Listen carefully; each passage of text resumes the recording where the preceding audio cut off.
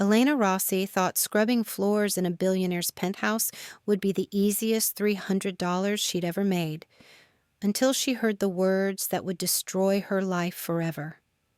"No witnesses," echoed through the marble hallway as she froze behind a door that should have stayed closed. What she discovered that night wasn't just a conversation about murder. It was the beginning of a deadly game where her 7-year-old diabetic brother became the ultimate prize. The most feared Mafia boss in the city was about to make her an offer she couldn't refuse. But the price of his protection would cost her everything she thought she knew about love, loyalty, and survival. When innocent blood threatens to spill, sometimes the most dangerous man alive becomes your only salvation, even if trusting him means walking straight into hell.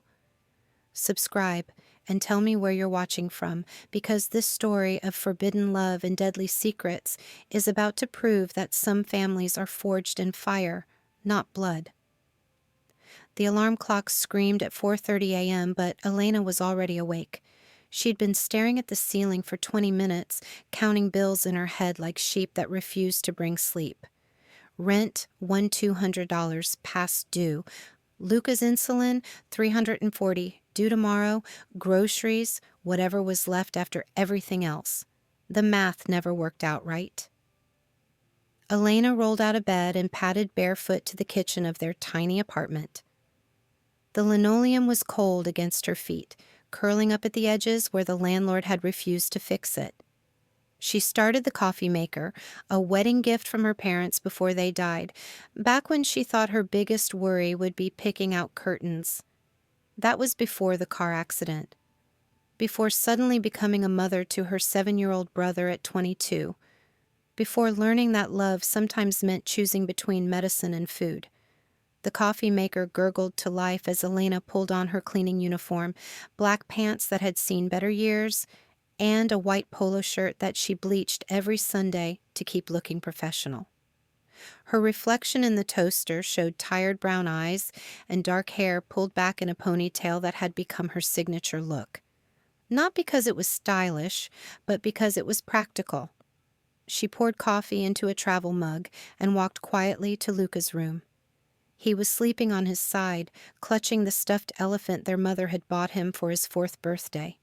Even in sleep, his face looked too thin. The diabetes was hard on his little body, and the stress of their situation wasn't helping. Elena checked his blood sugar with practiced ease. The meter beeped softly, a little high, but not dangerous. She made a note in the logbook that the social worker required her to keep. Everything had to be documented. Everything had to prove she was capable of taking care of him. Some days she wasn't sure she believed it herself. "Morning, sunshine," she whispered, even though he couldn't hear her. Luca had stopped speaking after the accident that took their parents. The doctors said it wasn't physical damage. It was emotional. They said he might talk again someday, when he felt safe enough. Elena kissed his forehead and left a note on his nightstand. "Mrs. Chen will pick you up for school. Be good. I love you." Mrs. Chen was their elderly neighbor who watched Luca in exchange for Elena doing her grocery shopping. It wasn't ideal. Elena hated leaving him with anyone, but she had to work. The morning cleaning shift at the office building downtown paid $8 an hour. Elena could clean 12 offices in 4 hours if she moved fast. That was $96 before taxes. She did the math automatically as she rode the bus, watching the city wake up around her.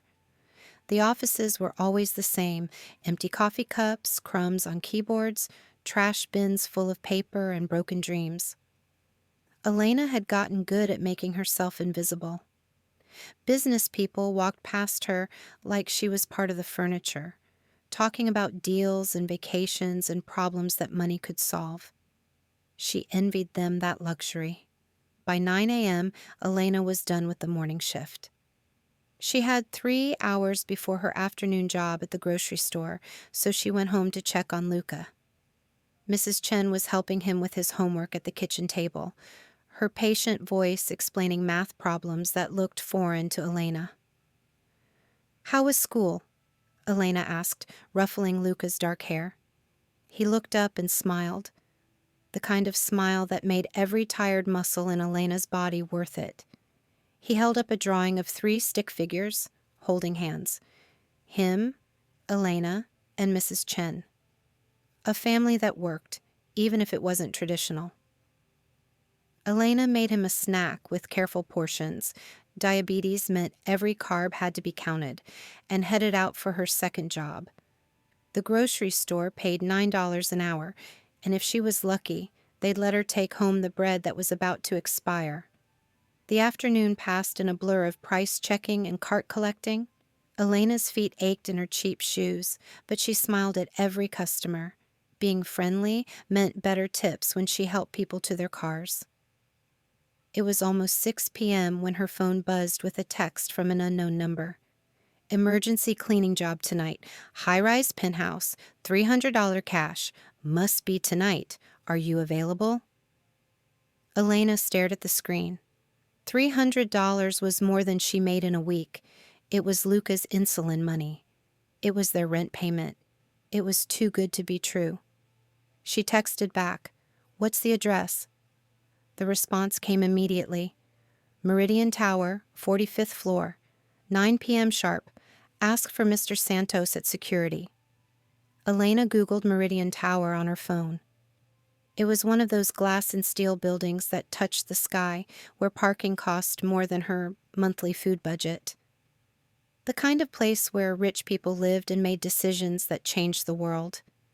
She'd never cleaned anything like that before. Another text arrived. Bring your own supplies, no questions asked, payment on completion. The no questions asked part made her stomach twist. In her experience, when people said that, there were always questions that should be asked. But $300 was $300. Elena went home and helped Luca with dinner, pasta with butter, because it was cheap and he'd actually eat it. She tested his blood sugar again and gave him his evening insulin shot, pretending not to notice how much was left in the vial. I have to work late tonight, she told him, even though he couldn't answer. Mrs. Chen will stay with you. I'll be back before breakfast. Luca nodded and hugged her tight. He always seemed to know when she was worried. Elena packed her cleaning supplies, rubber gloves, disinfectant, glass cleaner, vacuum attachments, and the industrial strength products she'd learned to use from online videos. She added her own touches, lavender oil to make spaces smell nice, and microfiber cloths that didn't leave streaks. The bus ride to Meridian Tower took 40 minutes.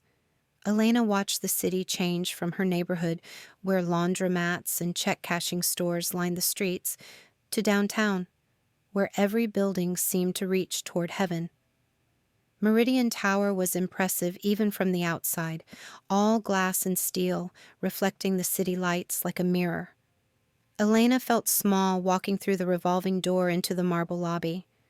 The security guard was exactly what she'd expected: broad shoulders, serious expression, and a uniform that probably cost more than her monthly rent. His name tag said, Santos. "You're the cleaning lady?" he asked, looking her up and down like he was trying to figure out if she belonged there. "Elena Rossi," she said, trying to sound more confident than she felt.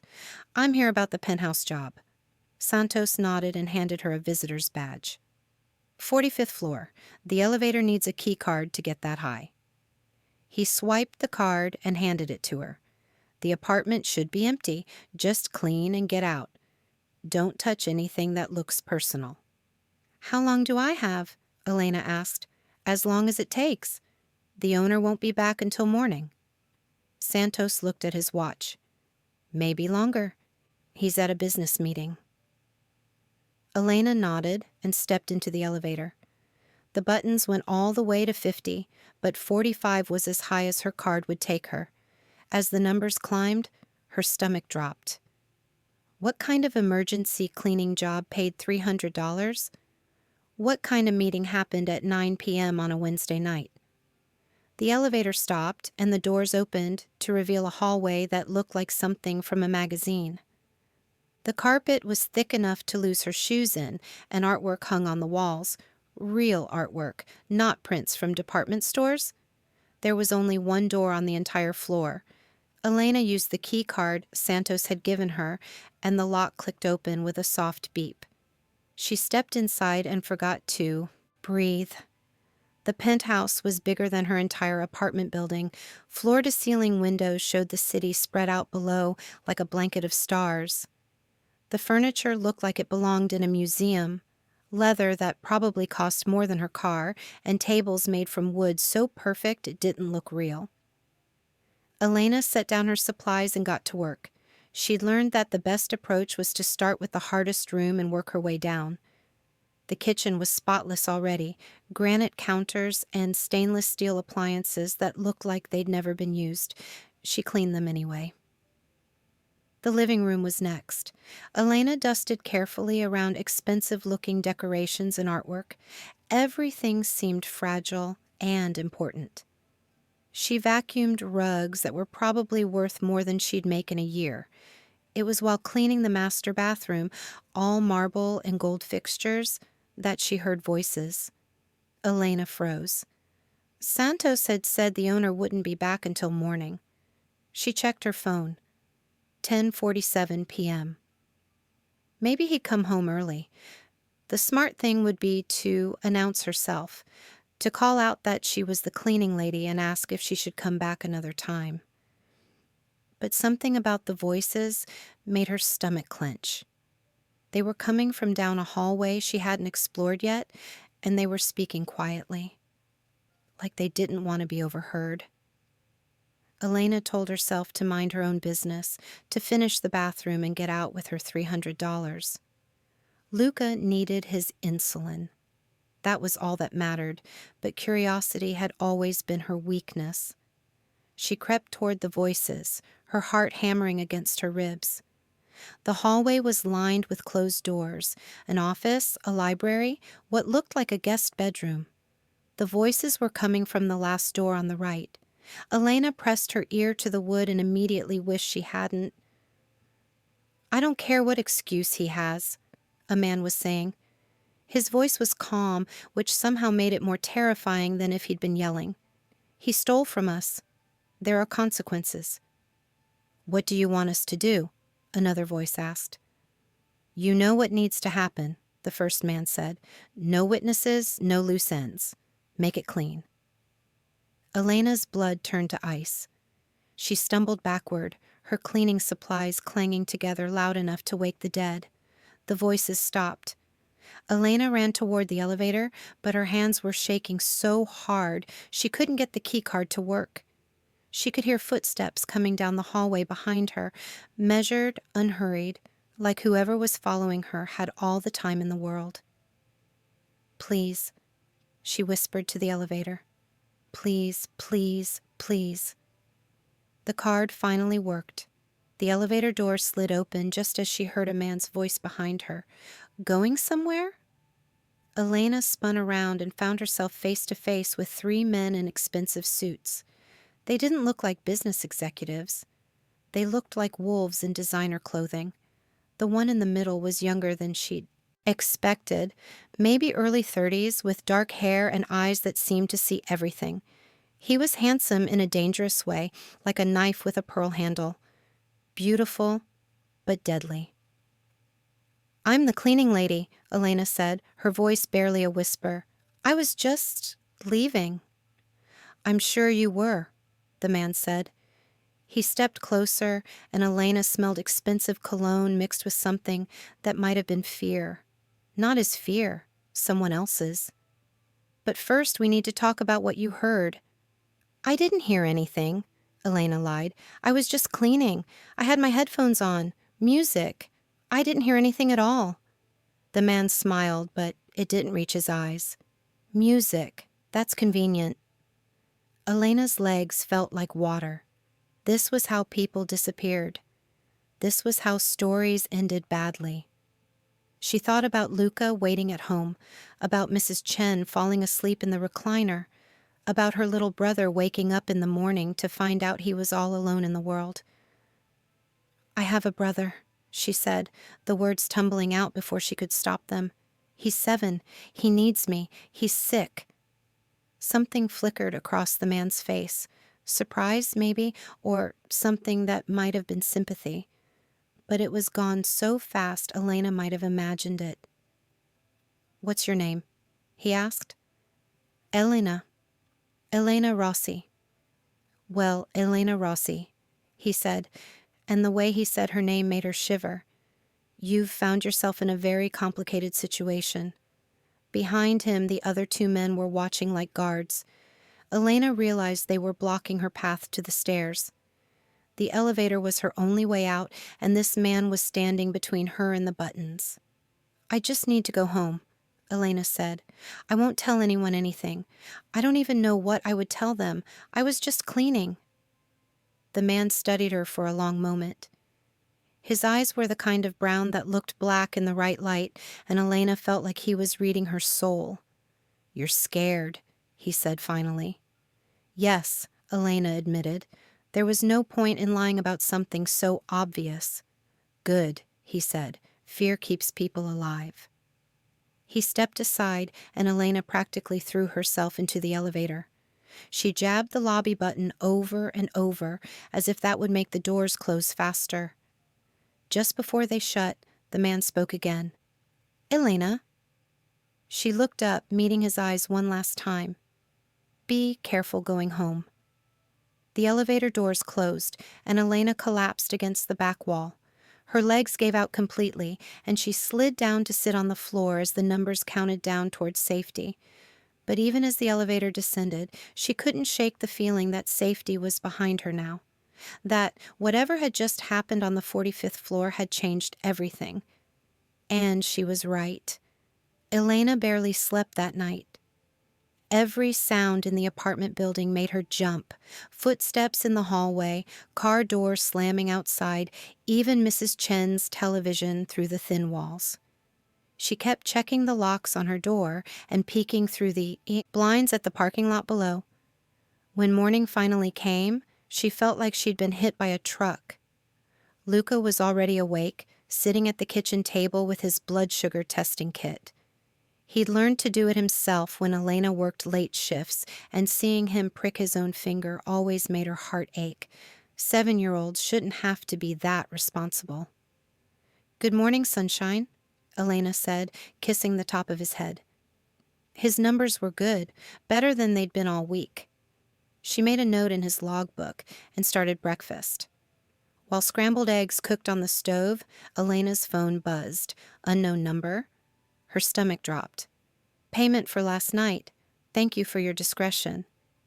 Elena grabbed her purse and checked the zippered pocket where she kept emergency cash.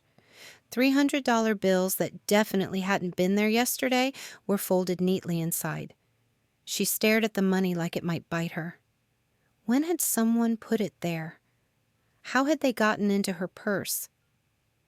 She remembered leaving her cleaning supplies by the elevator when she ran, but her purse had been on her shoulder the whole time. Hadn't it? Elena tried to remember every detail of the night before, but fear had made everything blurry. She could recall the man's dark eyes and the way he'd said her name, but everything else felt like a nightmare she couldn't quite shake. The money was real, though. Real enough to pay for Luca's insulin with enough left over for groceries that weren't about to expire. Elena made breakfast and got Luca ready for school, trying to act normal. But when Mrs. Chen came to pick him up, the elderly woman frowned at her. "You look terrible, dear. Are you feeling sick?" "Just tired," Elena lied. "Long night at work." Mrs. Chen studied her with the sharp eyes of someone who'd raised 6 children and knew when something was wrong. But she didn't push. That was one of the things Elena loved about her. She offered help without asking too many questions. Elena spent the day trying to convince herself that everything was fine. She went to her morning cleaning job and scrubbed office floors until her knees hurt. She picked up groceries and actually bought fresh fruit instead of whatever was on sale. She even splurged on the good bread, the kind that didn't taste like cardboard. But every time her phone buzzed, Her heart stopped. Every time someone walked too close behind her on the street, she wanted to run. The feeling of being watched crawled across her skin like spiders. She was being paranoid. She had to be. That afternoon, Elena was folding laundry in her apartment when she heard a knock at the door. Not the doorbell. 3 sharp knocks, like someone who expected to be answered immediately. Elena looked through the peephole and saw a delivery man holding a large white box. Behind him was a cart loaded with more packages. "Elena Rossi?" he asked when she opened the door. "I didn't order anything," she said, but he was already checking his clipboard. "Medical supplies," he said. "Insulin, testing strips, glucose monitors. The works. Someone's taking good care of you." Elena's blood turned cold. "Who sent this?" The delivery man shrugged. "Anonymous donor, according to the paperwork. Lucky you." He started unloading boxes, more medical supplies than Elena could afford in 6 months. "Sign here." Elena stared at the packages. Inside were supplies that would keep Luca healthy for months. Insulin that cost more than her rent. Testing strips she'd been rationing because they were so expensive. Even a new glucose monitor, the fancy kind that sent readings directly to her phone. There was a small white card taped to the largest box. In neat handwriting it said, "For the boy's safety." Elena's hand shook as she signed for the delivery. The man wheeled his cart away, whistling like he'd just dropped off someone's birthday present instead of changing her entire world. She brought the boxes inside and sat on her couch, staring at them like they might explode. This was too much, too expensive, too personal. Someone knew about Luca's diabetes. Someone knew exactly what they needed. Someone had been watching them. Elena grabbed her phone and dialed the number from last night's text. It rang once before going straight to voicemail. No message, just a beep. "I got your delivery," she said into the phone. "I can't accept this. It's too much. Just, please leave us alone." She hung up and immediately felt stupid. Like whoever was behind this would just say, "Okay," and disappear from their lives. Elena unpacked the medical supplies anyway. Luca would be home from school soon, and he'd need his afternoon snack and insulin shot. She might not understand what was happening, but she wasn't going to let her pride put his health at risk. The new glucose monitor came with instructions that were actually written in English instead of medical jargon. Elena figured out how to sync it with her phone just as Luca walked through the door with Mrs. Chen. "What's all this?" Mrs. Chen asked, looking at the boxes scattered around the living room. "Medical supplies," Elena said, which was technically the truth. "We got lucky with insurance approval." She hated lying to Mrs. Chen, but what was she supposed to say? That a man who probably ordered people killed had sent them thousands of dollars worth of diabetes supplies?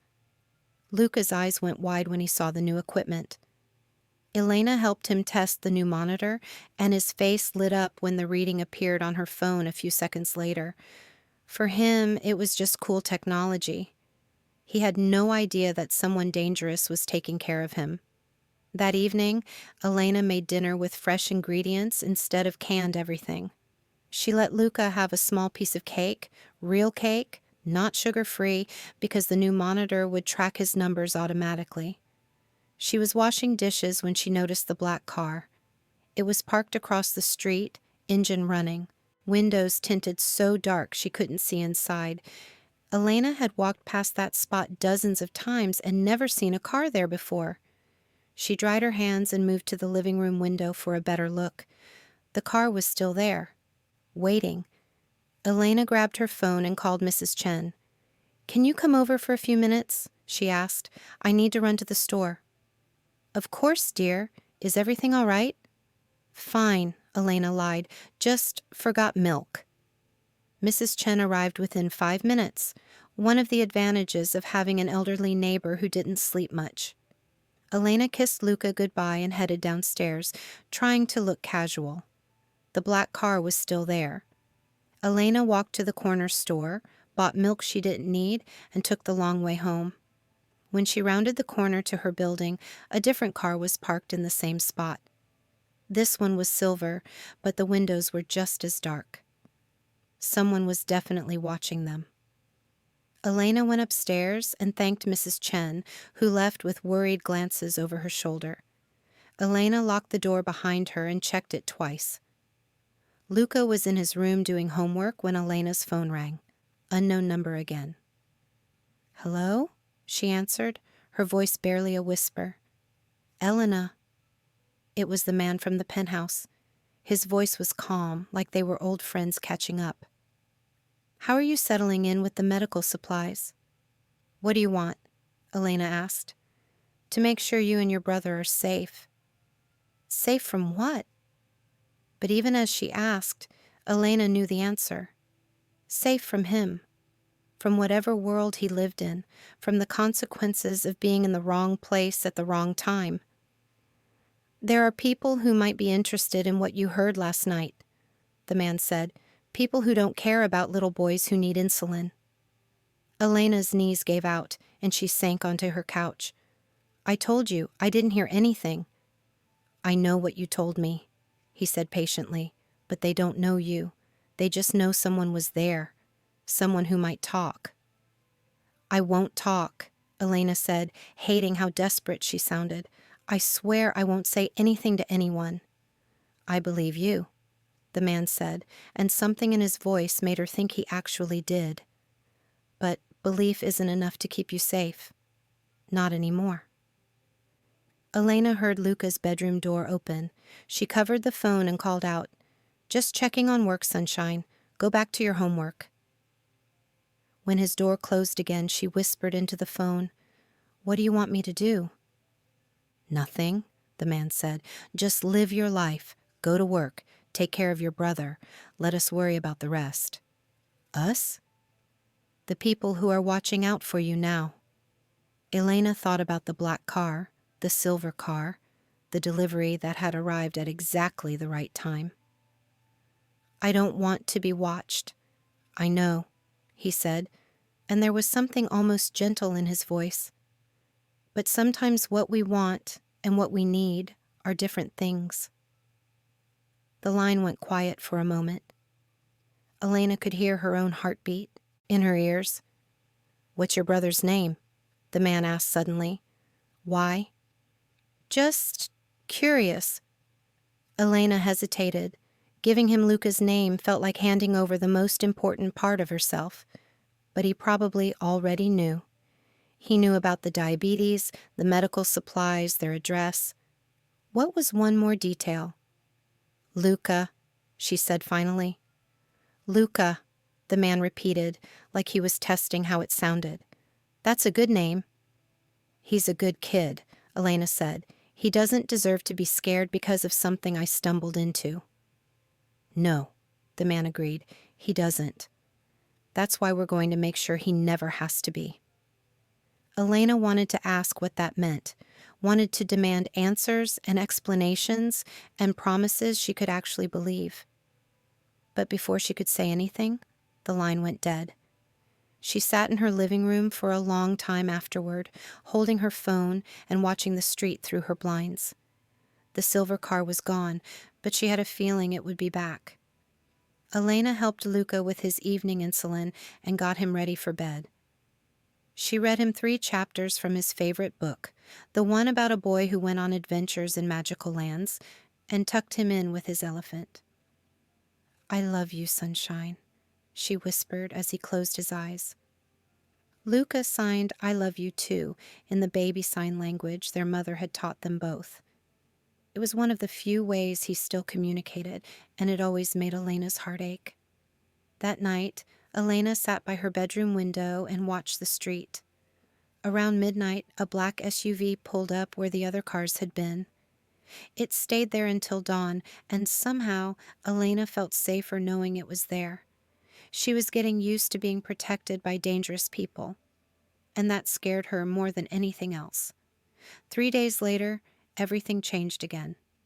Elena was coming home from her afternoon shift at the grocery store when she noticed the apartment building was too quiet. Usually, kids were playing in the hallway, and Mrs. Hernandez from 3B was arguing with her boyfriend. Today, the building felt empty. Elena climbed the stairs to her floor and froze. Her apartment door was open. Not wide open, just a crack, like someone had closed it but hadn't made sure it latched. Elena always checked the lock twice. She'd been obsessive about it since the phone call. Elena pulled out her phone and dialed 911, then stopped. What if this was normal? What if the people watching her had needed to check something? What if calling the police would make everything worse? She crept down the hallway and pushed her door open slowly. The apartment was trashed. Someone had torn apart her couch cushions, dumped out every drawer, and scattered papers across the floor. The kitchen cabinets hung open, and broken dishes covered the linoleum. Even Luca's bedroom had been searched, his clothes thrown around, his mattress flipped over. But Luca wasn't there. "Mrs. Chen?" Elena called, running to the elderly woman's apartment next door. She pounded on the doctor until it opened. Mrs. Chen looked confused and frightened. "Elena, what's wrong?" "Where's Luca?" Elena asked. "Did you pick him up from school?" "School called an hour ago," Mrs. Chen said slowly. "They said you'd arranged for someone else to get him. A family friend? I thought it was odd, but they said you'd called." Elena's world tilted sideways. "I didn't call anyone. I didn't arrange anything." Mrs. Chen's face went white. "Oh my God. Elena, I'm so sorry. I should have checked with you first, but they seem so official." Elena was already running down the hallway, her phone pressed to her ear. The man from the penthouse answered on the first ring, like he'd been waiting for her call. "They took him," Elena said without preamble. "They took Luca." "Where are you?" His voice was sharp now, all business. "My apartment. It's destroyed. Someone searched everything." "Get out of there, now. There's a black car waiting downstairs. Get in it." "I'm not going anywhere without my brother," Elena said, surprised by how fierce her own voice sounded. "Elena." The man's voice gentled. "I'm going to find him. I promise you that. But first, I need to make sure you're safe so we can focus on bringing him home." Elena looked around her destroyed apartment. Someone had taken her little brother. Someone who knew exactly how to hurt her. "How do I know you didn't take him?" she asked. "Because if I had him, you'd already be dead," the man said matter-of-factly. "This is someone else. Someone who wants to use him against you." Elena closed her eyes and thought about Luca's smile, about the way he signed "I love you" every night, about how scared he must be right now. "Okay," she whispered. "I'm coming down." "Elena?" the man said as she headed for the door. "What?"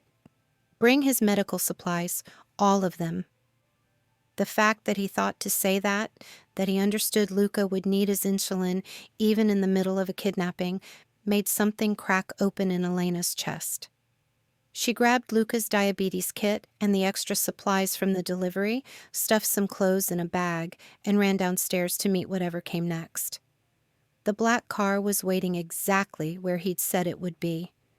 And as Elena slid into the back seat, she realized that her life as she knew it was over. Everything now depended on trusting a man she didn't know to save the only family she had left.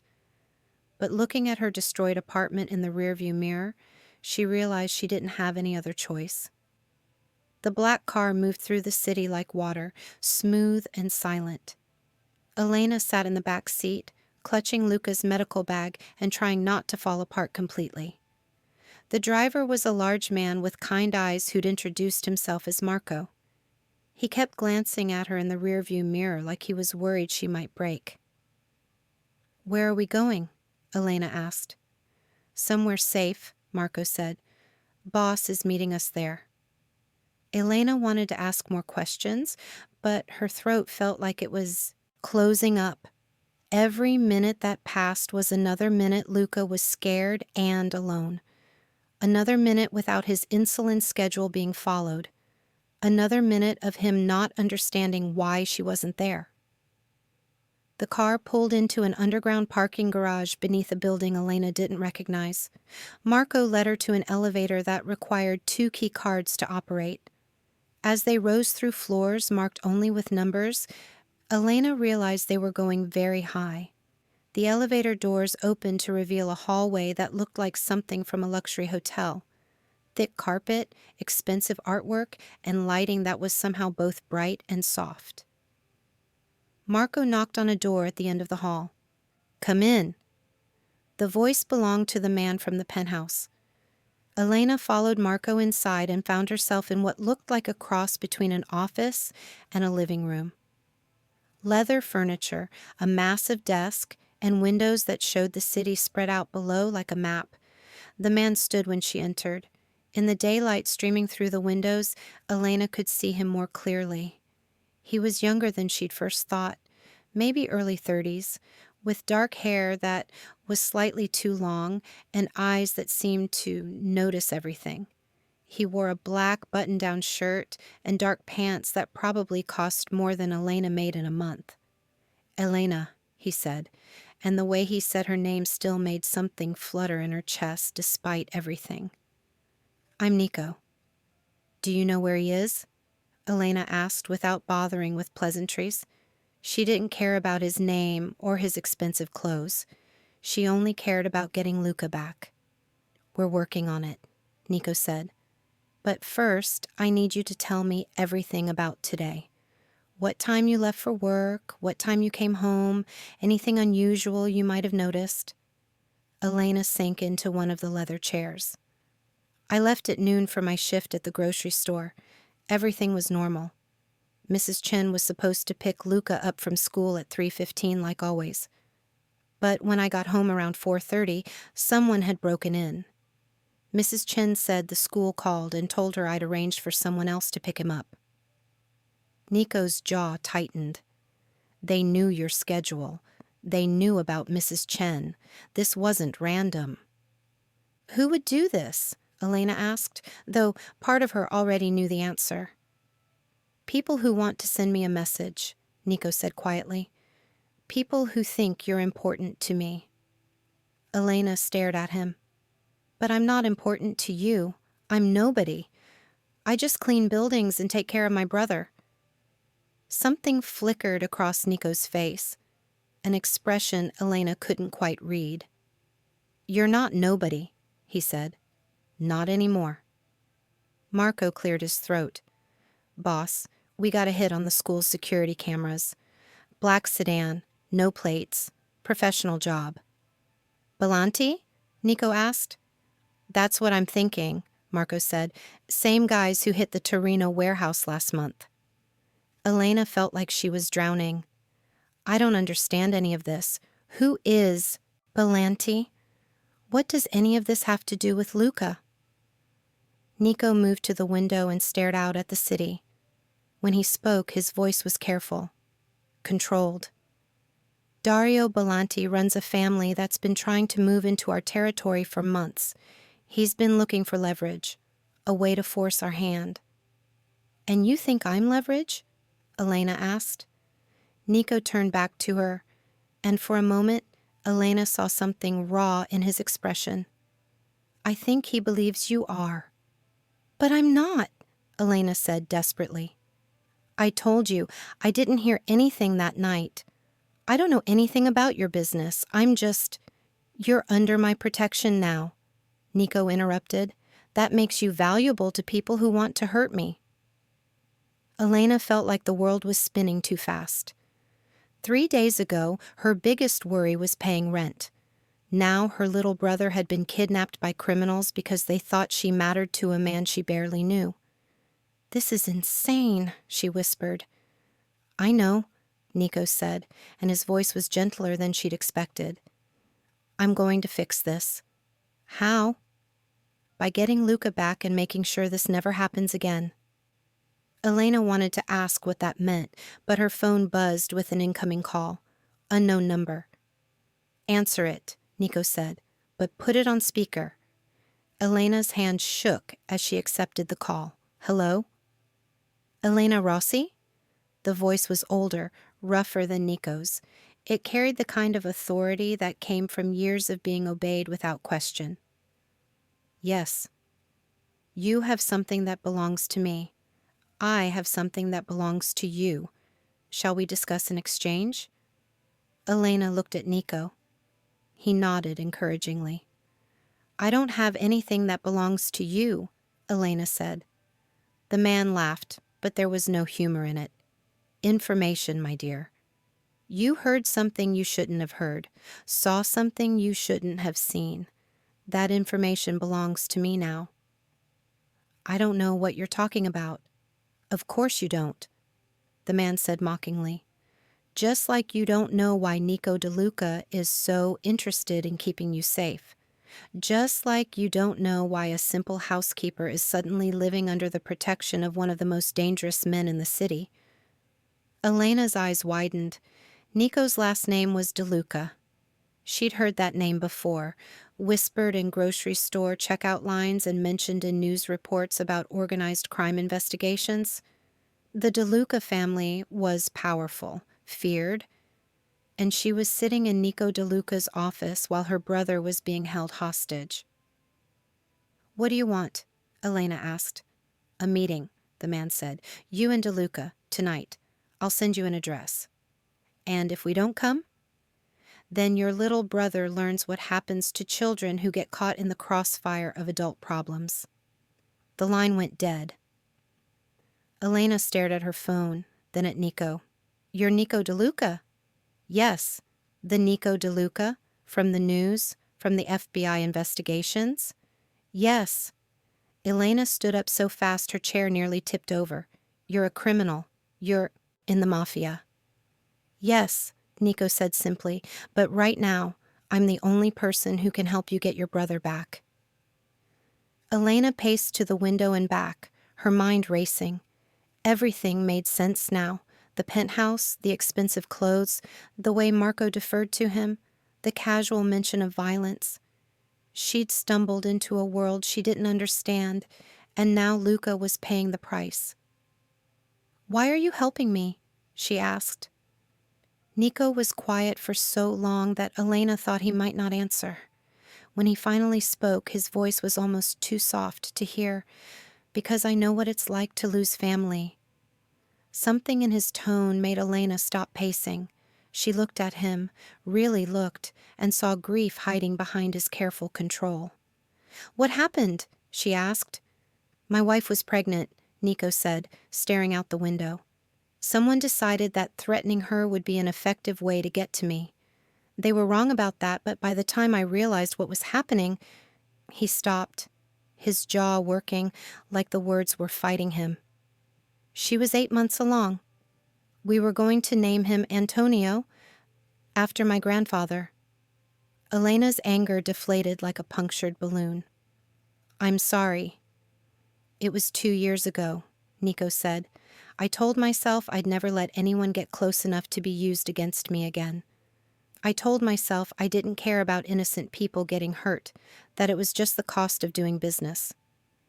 But you do care, Elena said quietly.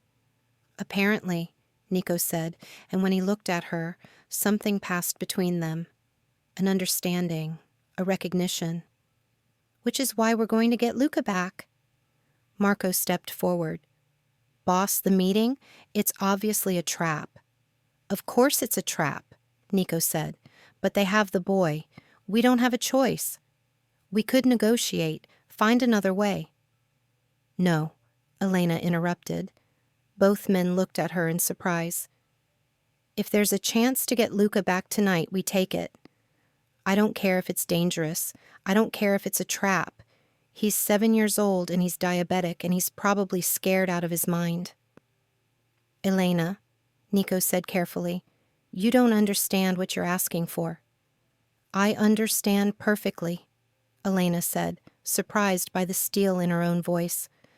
I'm asking you to help me save the most important person in my world, The same way I'm sure you would have done anything to save your wife and son." Nico's expression hardened, but not with anger, with determination.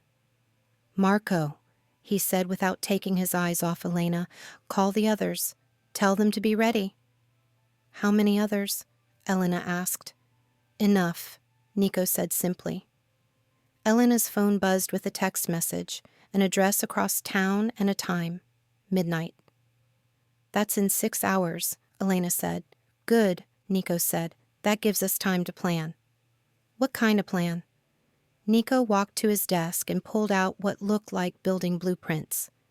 "The kind that gets your brother back and makes sure Belanti never threatens another innocent person again." Elena looked at the blueprints, then at Marco, then at Nico. These men lived in a world of violence and danger. They made decisions that destroyed lives and ended careers. They were everything Elena had been taught to fear, but they were also her only hope of getting Luca back. "What do you need me to do?" she asked. Nico smiled for the first time since she'd met him. It changed his entire face, making him look younger and somehow more human. "Trust me," he said. Elena thought about Luca's smile, about the way he signed "I love you" every night, about how he was probably wondering where she was right now. "Okay," she said, "I trust you."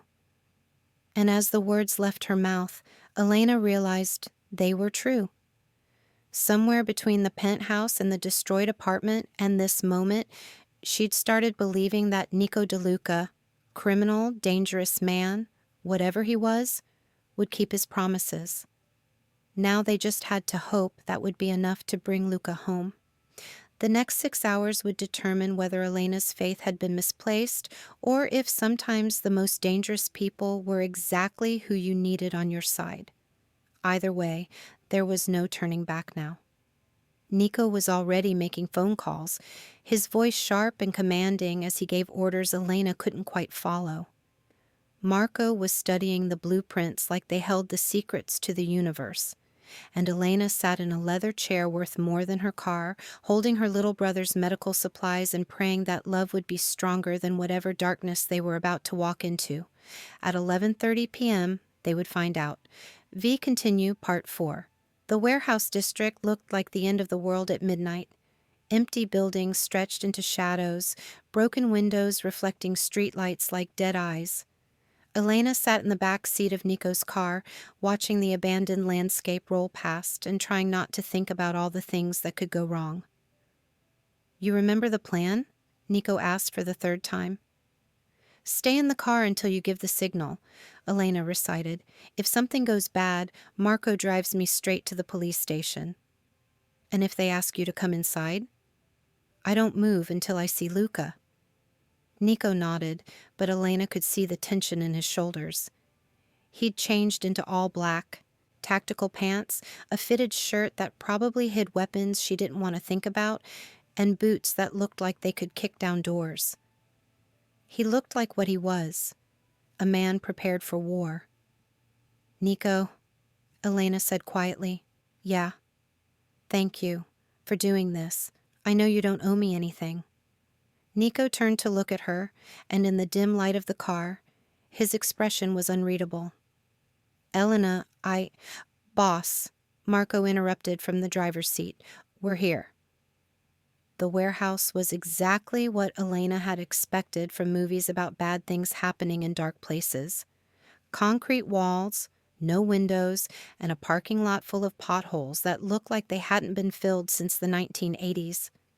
A single light hung over a metal door, casting a circle of yellow that seemed to make the darkness beyond even darker. 2 black cars were already parked near the entrance. "They're early," Marco said.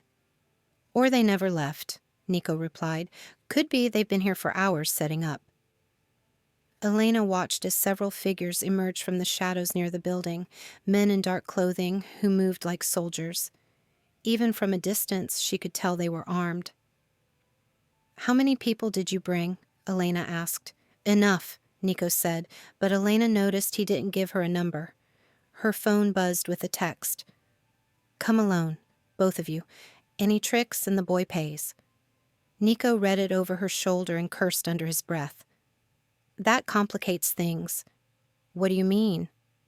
I mean, I had 12 men positioned around this building, Nico said, and now we have to walk in there like sitting ducks. Elena felt her stomach drop. We can't just leave Luca in there. I'm not suggesting we leave him, Nico said. I'm suggesting we be very, very careful. Marco turned around in his seat. Boss, this is a bad idea. They could have 20 guys in there. Probably do, Nico agreed, but sometimes bad ideas are the only ones that work. Elena checked her phone. 11:57 p.m. It's time, she said. Nico nodded and opened his door. Marco, if we're not out in 30 minutes, you know what to do. Bring the cavalry and burn the place down, Marco said grimly. Exactly. Elena got out of the car, and the night air hit her like a slap. It smelled like rust and rain and something else she didn't want to identify. Her hands were shaking, but she forced herself to walk steadily toward the warehouse door. Nico fell into step beside her. Whatever happens in there, he said quietly, don't let them separate us. What if they try to? Then you stay as close to me as possible and let me handle it. The metal door opened before they reached it. A man Elena didn't recognize stepped out, older, gray hair, expensive suit that looked out of place in the warehouse district. Behind him were two younger men who were definitely carrying guns. Mr. DeLuca, the older man said with a smile that didn't reach his eyes. Right on time, and you must be Elena. Where's my brother? Elena asked. Safe, the man said. For now, shall we go inside and discuss terms? The warehouse interior was exactly what Elena had expected. Concrete floors, exposed beams, and shadows that could hide an army. But it was also warmer than outside, and she could hear the hum of generators running somewhere in the building. They weren't alone. Elena counted at least 6 men scattered around the open space, all watching her and Nico with the kind of attention that made her skin crawl. Luca, Elena called out. Her voice echoed off the walls, but there was no answer. He's here, the gray-haired man said. Dario Belanti, by the way. I feel like we should be properly introduced before we get down to business. Where is he? Elena demanded. Belanti gestured to a staircase leading to what looked like an office area on the 2nd level. Safe and sound. A little scared, perhaps, but unharmed. I want to see him.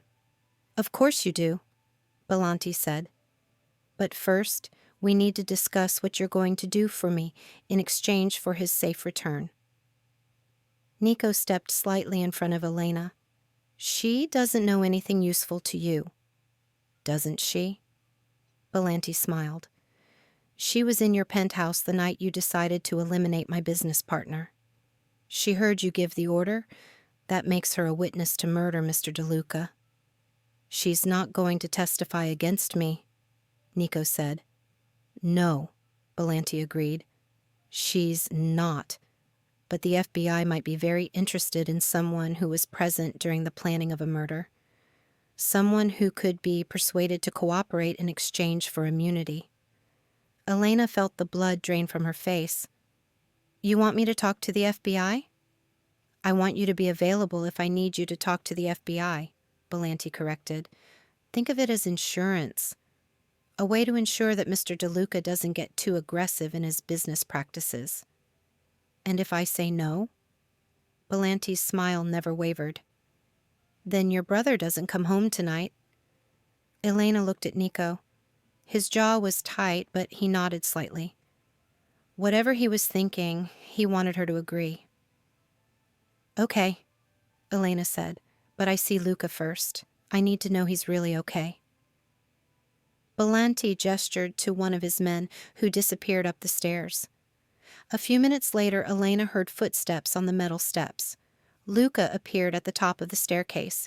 He looked smaller than usual, wearing the same clothes he'd had on for school that morning. His face was pale, and Elena could see that he'd been crying. But he was walking on his own, and when he saw her, his face lit up like the sun.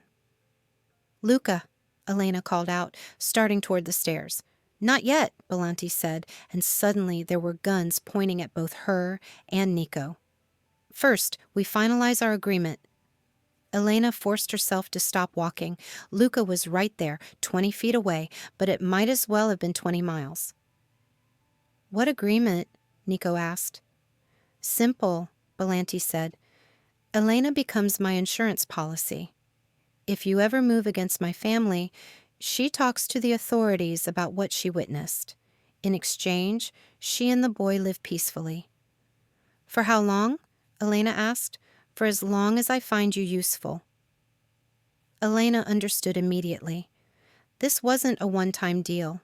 This was Belanti making her a permanent asset, someone he could use whenever he needed leverage against Nico. "That's not acceptable," Nico said quietly. "I'm afraid you don't have much choice," Belanti replied. "Unless, of course, you'd prefer I just eliminate the problem entirely." The threat was clear. Elena felt something cold settle in her chest. "There's a third option," Nico said. "Oh?" "I kill you and everyone in this building, take Elena and Luca home, and forget this ever happened." Belanti laughed. "You're outnumbered 3-1, DeLuca. And even if you could take out my men, you'd never reach the boy before someone put a bullet in him." Elena watched the standoff develop and realized that all the planning in the world couldn't account for this moment. The moment when talking stopped and violence became inevitable. But then Luca did something that changed everything. He stepped away from the man guarding him and walked to the edge of the upstairs railing. Before anyone could stop him, he climbed over the barrier and jumped. It was only about 8 feet to the main floor, but Luca landed hard and cried out, the first sound Elena had heard him make in over 3 years. "Luca!" Elena screamed, running toward him. Everything happened at once. Nico drew a gun Elena hadn't even known he was carrying. Belanti's men swung their weapons toward her. Someone shouted orders. Someone else shouted back. And then the lights went out. The warehouse plunged into absolute darkness. Elena dropped to the floor and crawled toward where she'd last seen Luca, guided by his quiet sobbing. Gunshots erupted around her, muzzle flashes lighting up the space like deadly fireworks. "Elena!" Nico's voice cut through the chaos. "I've got Luca," she called back, finding her brother and pulling him against her chest. He was shaking but breathing. His ankle was twisted from the fall, but nothing seemed broken. More gunshots, shouting, the sound of doors being kicked open. Elena covered Luca with her body and waited for the world to end. But instead, the shooting stopped. Emergency lighting flickered on, casting everything in red shadows. Elena looked up to see Marco and several other men in tactical gear moving through the warehouse like they owned it. Belanti's men were either down or surrendering. Belanti himself was on his knees, Nico's gun pressed to the back of his head. "It's over," Nico said, and his voice carried across the warehouse like a promise. Elena helped Luca to his feet, testing his weight on the injured ankle. He winced, but managed to stand. "Elena," he whispered, and her heart nearly stopped. "You can talk," she said, tears streaming down her face. "I was so scared," Luca said, his voice rusty from disuse but clear, "but I knew you'd come for me." Elena hugged him so tight she was afraid she might break him. "Always, sunshine. I will always come for you." Nico appeared beside them, his gun now holstered. "We need to go," he said quietly. "Police will be here soon." "What about him?" Elena asked, nodding toward Belanti. "He won't be bothering anyone again," Nico said, and something in his tone suggested she shouldn't ask for details. Marco helped Elena get Luca to the car. The little boy was favoring his injured ankle, but he was talking now. A steady stream of words about being scared and hiding, and how the bad men had taken him from school. As they drove away from the warehouse, Elena watched the red and blue lights of police cars racing toward the scene in her side mirror. Whatever had happened back there, whatever Nico had done to end the threat, it was finished. "Where are we going?" Elena asked. "Somewhere safe," Nico said. "Somewhere you can both rest." "For how long?" Nico met her eyes in the rearview mirror. "As long as you want." Elena understood what he was really asking. The world they'd known before was gone. Her apartment was compromised. Belanti might be dead, but there would be others who knew about her connection to Nico. Going back to her old life wasn't really an option anymore. "What would that look like?" she asked quietly. "Staying somewhere safe." "It would look like whatever you want it to look like," Nico said, "but it would mean staying close to me, under my protection." Elena looked at Luca, who was curled up against her side, finally safe and talking again. She thought about their destroyed apartment, about the medical supplies that had appeared like magic, about the way Nico had risked everything to bring her brother home. "Would we be prisoners?" she asked. "You'd be family," Nico said simply. The word hung in the air between them like a bridge. Family. Not protection, not obligation. Family. "I want to go home," Luca said suddenly. "Where's home, sunshine?" Elena asked. Luca looked up at her with serious brown eyes. "Home is where you are, and where Nico is, and where people take care of each other." Elena felt something break open in her chest. Her little brother had found his voice again, and he was using it to redefine everything they thought they knew about belonging. "Is that okay with you?" Elena asked Nico. "It's all I've wanted since I met you," he said quietly. As the car moved through the empty city streets toward whatever came next, Elena realized that sometimes the most dangerous thing you could do was trust someone completely. But sometimes it was also the only thing that could save you. They'd started as strangers, connected by a moment of violence. Now they were something else entirely. Something that felt like hope, wrapped in protection, wrapped in the kind of love that grew from choosing each other when the world tried to tear them apart. The penthouse that had once felt like a prison now felt like possibility. A place where a former housekeeper and a mafia boss and a little boy who'd found his voice again could build something that looked like family. It wouldn't be traditional, it wouldn't be simple, but it would be theirs. And sometimes, Elena thought as she watched the city lights blur past the window, that was enough to build a whole new world on.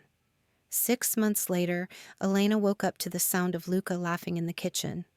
Real, bright laughter that filled the penthouse like music. She found him at the breakfast table with Nico, working on homework while Nico read the newspaper. It was such a domestic scene that for a moment, Elena forgot how they'd all ended up here. "Morning, sunshine," she said, kissing the top of Luca's head. "Elena, look." Luca held up a drawing he'd made, 3 stick figures standing in front of a tall building. A family. "It's us at home. It's beautiful," Elena said, and meant it. Nico looked up from his newspaper and smiled. The real smile that changed his whole face, not the careful one he used for business. "Coffee's ready," he said. Elena poured herself a cup and sat down beside them. Through the floor-to-ceiling windows, the city spread out below like a promise. Somewhere out there, her old life was still waiting. The apartment building, the cleaning jobs, the constant worry about money. But this was her life now. Complicated and sometimes dangerous, but full of love and laughter and the kind of safety that came from being chosen by people who would do anything to protect you. "What's the plan for today?" Elena asked. "School for me," Luca said. "Then Marco's taking me to get new sneakers." "Business meetings for me," Nico said. "Then I thought we could all go to dinner, that place you like with the good bread." Elena smiled. Normal plans made by people who'd found their way to each other through darkness and decided to stay. "Sounds perfect," she said. And it was. Not because their life was simple or safe or anything like what Elena had planned for herself, but because they'd chosen each other. Because love had turned out to be stronger than fear.